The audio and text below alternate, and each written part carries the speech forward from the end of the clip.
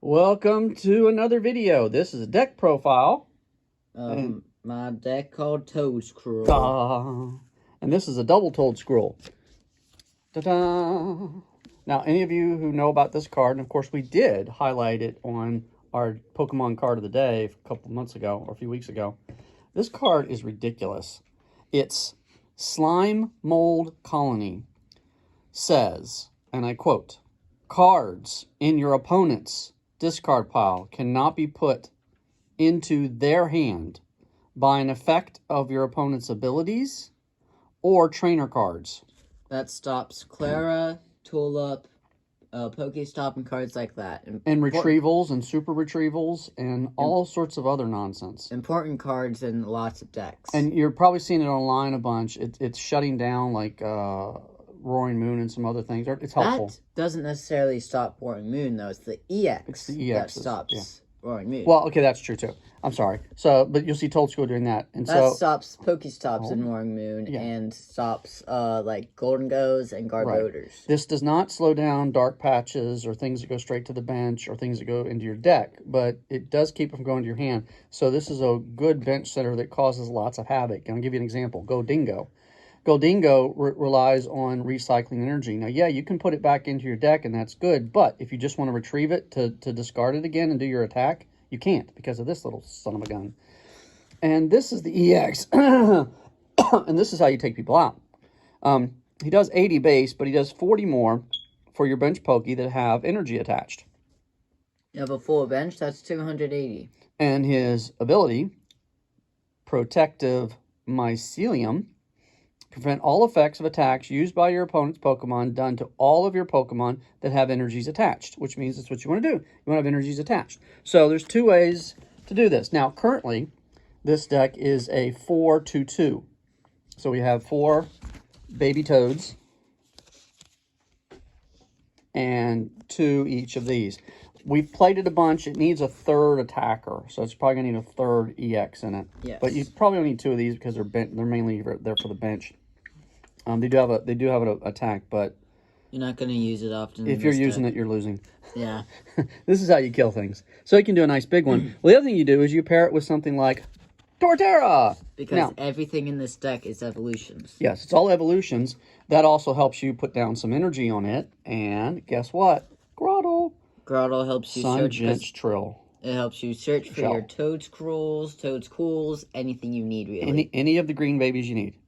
And so you use Grottle as a trick to get your bench built. You use Torterra just when you need it.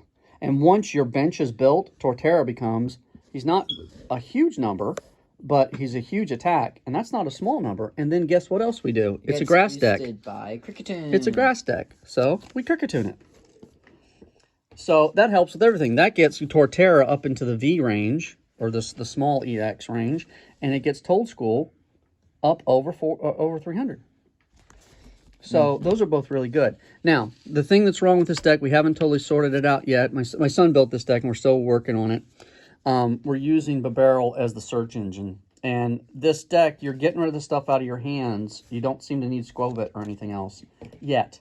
So right now, the big change we want to make is put that third Toad Scroll EX in. And then we'll get to the trainers. Currently, it only has 12 energy. We don't know if that number's set.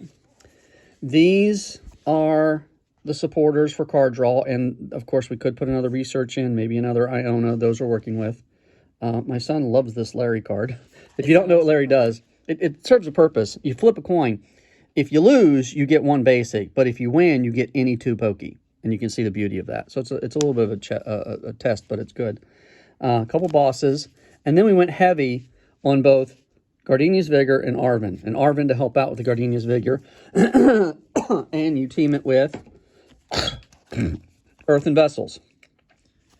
So with Earthen Vessels, Arven's, Gardenia's Vigors, you're accelerating energy pretty good. And then we have some Pokeballs to let us get, or some Ultra Balls and Nest Balls to get our Pokies out, recycle some stuff. That helps with that. And these TMs, I'm personally loving some of these TMs. The booster energy, the turbo energy, and this one, the evolution. Now, granted, we're running Grottle, but this is just a little bit of help, especially early in the game, to help us do that. And late in the game, these cards become discard fodder for your earthen vessels. Yes. So that's the thing. It is playing really tough. We only added a couple stadiums, and right now they're Arvins. Artisans. I'm sorry, artisans. Magnagogos with no flipping, and you get a basic. So it does help in this deck. You can't, I mean, because all the basics are, non-rule box. Right now it doesn't even have a variant. What do you mean variant? I'm sorry, radiant. Duh. Doesn't have a radiant. And maybe that's one of the things to do is put a Greninja in it to help the card draw. I don't think Greninja should be in this deck because Torterra. When it comes to building decks that have like a Torterra in it, you don't want to take up the bench space for a basic. Yeah. Yeah. And even then, if I were to put it in, it would probably just be a waste of space because I need my bench space for grass type energy. Right. And if I put Greninja, yes, you can attach it, but you're not going to be able to do anything with it. Sure, you'll be able to treat if it gets bossed up, but... And having played against it, what you're trying to do is take out the Toad Scroll, and there's no good way in this deck of protecting it right now. Anything you put down that would protect it is a basic, either the Jirachi or the Manaphy. Yeah. And so when you're playing against it, you want to get that done, because once this guy goes down, I mean, it doesn't shut everything down, but it limits you. Depends on what deck you're playing. It's like anything where you're trying to get energy back out of your discard pile to your hand is a problem. And if you want to get a Pokey to your hand, is a problem. Now, right now, there's not a lot of things getting Pokies to your hands. Clara's going to go away. But like I said, this really shuts down the retrievals. And against the Goldingo, the Goldingo has to work. The Goldingo can still win, but it has to really work at it. It like hampers it. So this is a big problem. Because you can't get stuff back out. Yeah. Now you can still do your super rods, which is great that your opponent can super rod, but it's not helping with getting things to get down, and that's kind of a big problem. And we do have two different variants of Toadstool in this deck. We have the one from Paradox Rift, which has 50 HP and does Clinging Spore, which attaches a grass energy card from my hand. There should be gas energy. Wow, there should be ice energy and gas energy and ghost energy. Ghost energy would only last for like a turn or two. So it does have that attack, which can help just expedite energy attachments. Right, and then if you didn't, and again, these don't matter as much, and then this one's a little bit more defensive. Spore puts him to sleep, yeah. So it's not really about any of the attacks. So you're hoping not to do this, but this is if you get a bad start or if your opponent is really quick. Or let's just say you have the energy in your hand, but you don't have the other stuff. You can put 2 down. And again, the attacks, 2 energy. 2 energies. Torterra. Where is he? 2 energies. Really the attack you'd be using. Yeah. You're not going to use Hammering as often. Probably not. And this is the other reason to run the Babarrel, is the Babarrel being an evolution helps with the Torterra. And you can throw energy on him if you want. So you're not just using the Gardenia's Vigor or, in a weird case scenario, the Toadstool from Paradox Rift. You want to put energy on as many of your Pokemon as possible because of the attack of the Toadstool. So you want to have as many evolutions as possible, so your Torterra is doing great, but you want as many with energy here, because again, you can max it. What's the number 2? It's like 280. 280. So it 1-shots Roaring Moons, Charizards, and it 2-shots basically anything else over 300. Right. And, so like you get your Quickatune down, you get him up over 300. Is it there's no other way to increase his HP right now, is there? Toadstool?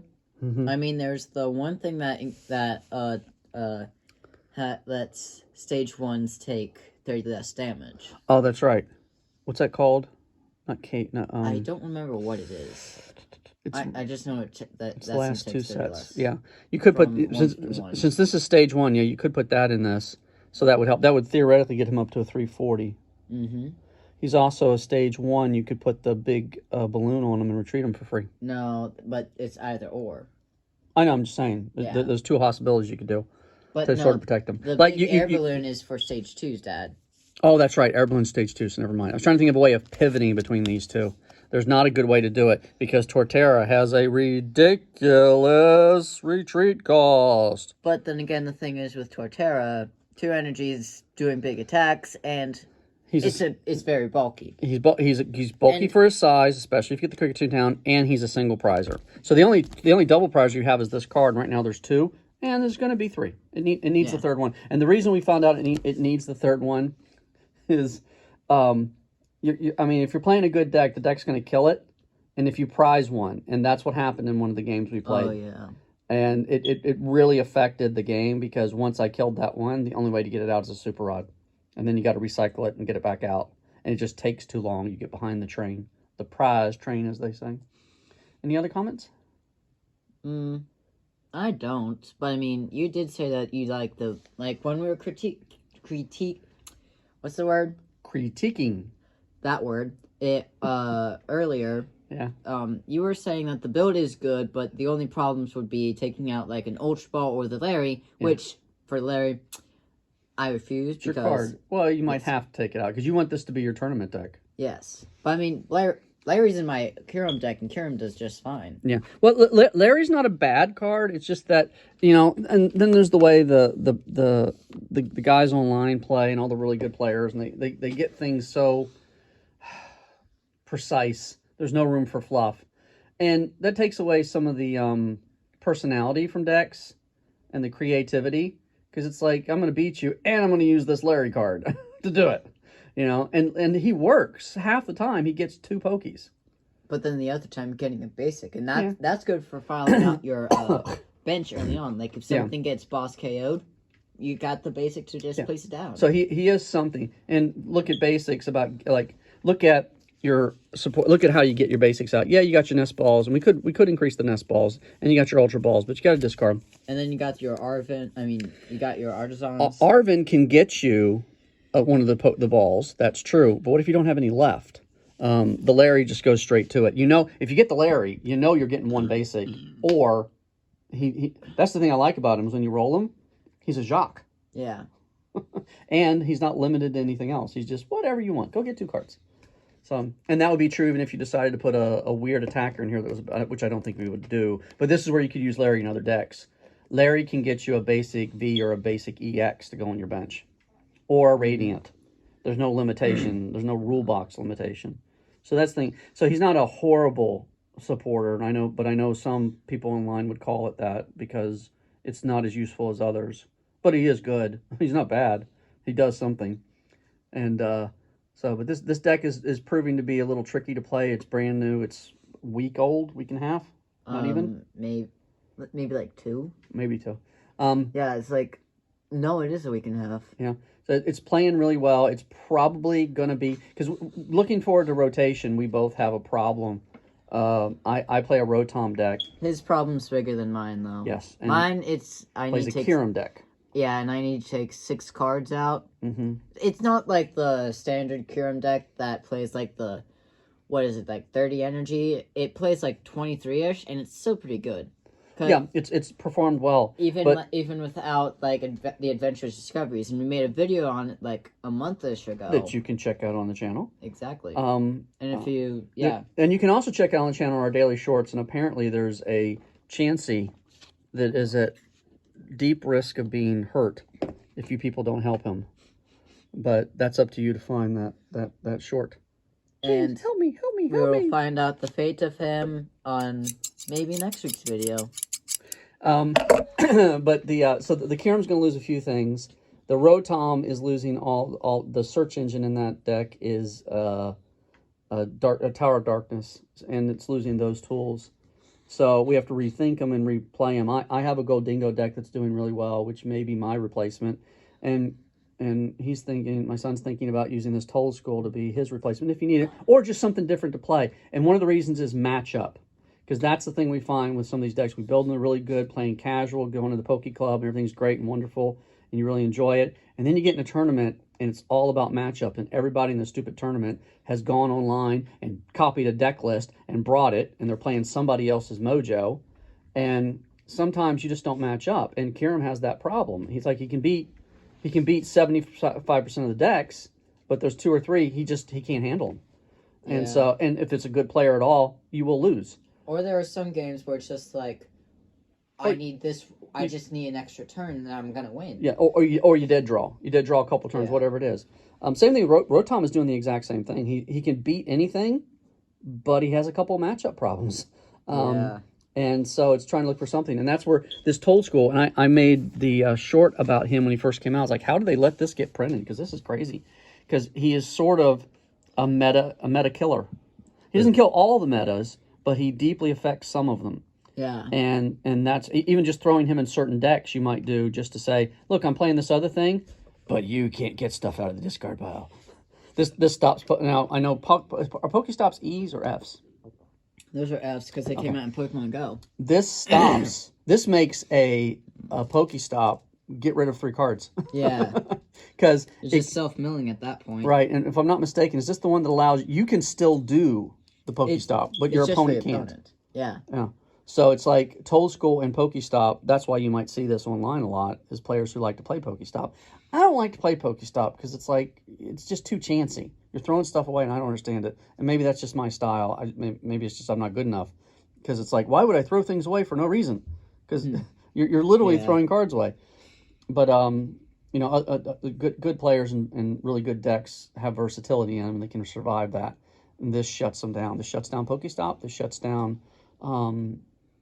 Clara, of course, which is going away. Shuts down Tulip, Retrieval. Retrievals. Yeah, it shuts Tulip. You know, might not matter as much, but anything that's doing Xatu, it's going to matter. And post Clara, Tulip's going to be more important in certain decks because it's Nessa basically. You get 4, but they have to be psychic. And so, if you're running something like a Gengar line or a Curlia line or a Xatu line, whatever else you're doing in your deck. You know, it's like I built a deck and it's fun, but it's not that good because it's not as good as the Mewtwo. There's a Mewtwo with Xatu. I built a Weirdeer with the Xatu. Well, the Mewtwo's better, but the Weirdeer is funny. Well, the point is that you still pull a Tulip in there because it's about the energy and the bench. It's not about the attacker. So the Tulip, so he can still work. And you can't get the Mewtwo EX out with the whatchamacallit anyway, which means that deck has a problem. I like it.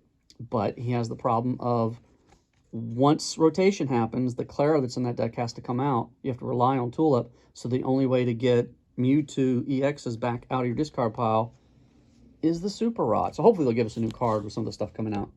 Yeah, and then one other thing about the EX, if we didn't mention it earlier, the ability does stop Aura Moons from one-shotting anything that you have if they have energy attached. So you want to, but your attack makes you want to put energy on everything. Exactly. So you're throwing energy all over your bench. And then your opponent can't one-shot it if it's above like 220 HP. So which is also where Torterra comes in, which with the Kricketune being 230 and then taking a hit and then being able to knock out the Roaring Moons easily. But you're also going to throw an energy on your Kricketoons. But the only thing that stops... And on these guys. The bad part about this, I saw it online once, was Path to the Peak. And when I saw that, I was basically like, well, I'm done. But Path to the Peak goes away. It does. That's the good thing. Now, what's weird is, and this is a thing, I know when Ben was even talking about the thing about Snorlax and all that, and we were discussing some of that stuff, it's like, well, how does Ting Lu affect these things? I mean... Ting Lu, if it got damage counter itself in Toedscruel, it would affect it. It just wouldn't affect the other Toedscruel. Well, what I'm saying is if he's on the bench and you play a Hawlucha in your Told School and you get damage counters on both of these, it shuts down both their abilities, right? No, it shuts down that one. Oh, that's right. It doesn't do EXs. Toedscruel is everything but EXs that have damage counters, as long as it's in the active spot. So, if the Ting Lu is active, get damage counters on this guy on the bench, and then Slime Mold Colony is turned off. Yeah. Well, one of them, at least. Yeah, that's why you have 2 of them. And that is a common thing. And when you're playing against it and you see that happen, you get that second one down, your brain tells you don't have enough time to kill 2 of them or boss 2 of them, so you're worried about other things. Because that's what you have to do, because he's got 2 down. Which you normally wouldn't do with certain bench setters. Like, you might not do it with the Kricketune, but you will do it with the Told School, because he's a little vulnerable. He's 120, and if you get the Kricketune, he's 160. So it's not bad, but he's a little vulnerable. So that's the deck. That's 20 minutes. Doing good. Any comments? Not really. All right. I mean, actually, one comment real quick. Yeah. If you do want to test this deck out, I feel free to use your own cards for it. But if you feel the need to critique it at all, just do it so that it's your own mojo and you can be proud of it. You can just say, "Oh, I found this idea online," and if you win a game, you can be proud of yourself because you used it as a reference point. Please help me. Please don't let him cut my head off. That's true, and that's how we feel about decks. We think that it should be your mojo, baby. You know, build your own deck and beat people with it, and be unique and creative. There's so many things you can do. And how many, you know, evolutions do they produce and spend out there? And we read them. They're like really interesting, and no one ever plays them because they're easily defeatable. Like the Metagross from Silver Tempest, I believe. You can basically set it down if you draw it, and then you get 3 extra cards. And for 2 energy, you can do a 100 first turn, and then you're consistently doing 200. Yeah, there's just a lot of interest. I kind of like it when people build weird decks. It's like really interesting. And sometimes when we play people at our Poke Club, it's like we purposely play a deck that won't overpower it. It's like, you got this, okay, I'll play this against it. See how it goes. Because then you're testing the abilities of the players without just overpowering it. Because, you know, certain decks will just beat anything. And, you know, people get too competitive. This is a game and it's competitive, but it's a game for children. Look at that. It's a puffy little purple pink thing. You know, this is a goofy game. And speaking of which, actually this card, which we're making fun of, if you look at its attack, it's not horrible. But then also another thing about it, Dad. Yeah. Real quick. In like the games or the show, Karen willingly almost killed a kid. Well, that's true. I know. And the whole thing about the house. I get it. But that's not the point. The point is, it's a kid's game. Have fun with it. Build your decks. Be original. And stop copying other people's mojo. If you can't build it on your own, then you didn't build it. You didn't build that. So, if you have any questions, let us know. If you have any comments, we'd like to hear it. We get so few comments, it makes us sad. If you please subscribe. If you we have other. Stuff, feel free to like, and if you want to, yes, please subscribe. And if you got a suggestion about the deck, let us know. We are sad. We have less subscribers than we do videos, and it's by more than half. But that's okay. We're having fun. Yeah. We're having fun. There's the deck. And if you want to see us do a battle sometime, give some pointers on how to do it, because we don't know. Yeah, we do want to do a play one, and we haven't figured out the best way to do it, because you have to worry about everything, all the little details, the technical stuff. But we do want to figure out how to play in front of the videos, because those are fun to watch. All right. Thank you for watching. Hope you enjoyed. Have a good day. Good day.